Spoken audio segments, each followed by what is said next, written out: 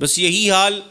حضور جان کائنات صلی اللہ تعالی علیہ وآلہ وسلم کا ہوتا۔ وہ اپنے محبوب سے ملاقات کے شوق میں رمضان کا انتظار کرتے، فرط محبت میں ماہ رجب اور شعبان سے ہی پکارنا شروع ہو جاتے، اللہم بارک لنا فی رجب و شعبان وبلغنا رمضان، اے اللہ ہمیں ماہ رجب اور شعبان میں برکت عطا فرما اور ہمیں رمضان تک پہنچا۔ تو رمضان کا انتظار رجب اور شعبان سے ہی شروع ہو جاتا، اس لیے کہ یہ وہ مہینہ ہے جس میں اللہ جل وعلا کی رحمتیں اپنی آغوش پھیلائے ہوئے انسان کے انتظار میں رہتی ہیں۔ یوں تو سارا سال ہی اللہ رب العالمین بلکہ ہر لمحہ ہی اللہ رب العالمین کی رحمت پکارتی ہے اور انسانوں کے لیے کھلی رہتی ہے، لیکن اس مہینے میں خاص کرم نوازی اللہ عطا فرماتا ہے۔ ہم وہ خوش قسمت لوگ ہیں جن کی دہلیز پر رمضان المبارک دستک دے رہا ہے۔ ہم اپنے اس انوکھے مہمان کا استقبال کر رہے ہیں۔ ایک ہفتے کے بعد اللہ رب العالمین کا یہ خوبصورت پرنور مہینہ ہمیں عطا ہونے والا ہے۔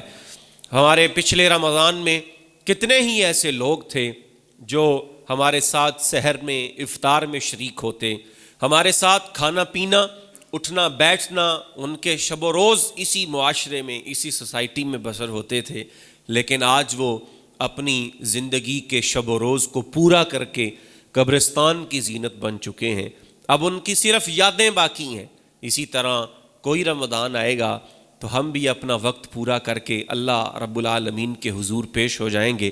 اس سے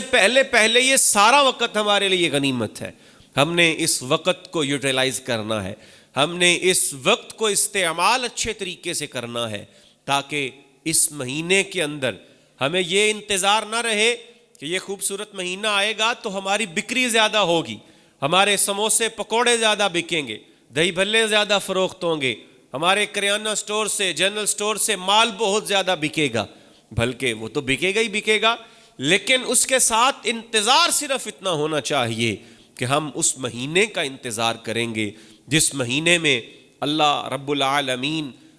انسانوں کے اوپر خصوصی طور پر فضل فرماتا ہے، جس میں اس کی رحمتیں پکار کے انسانوں کو آوازیں دیتی ہیں، جس کے آتے ہی خیر اور خیر ہو جاتی ہے، شیطان کو زنجیروں سے جکڑ دیا جاتا ہے تاکہ وہ انسانوں کو نقصان نہ پہنچا سکے،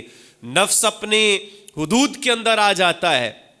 صرف محبتیں ہی محبتیں پورے معاشرے کے اندر نظر آتی ہیں۔ اس کی راتوں میں قرآن کی زبانی تلاوت سے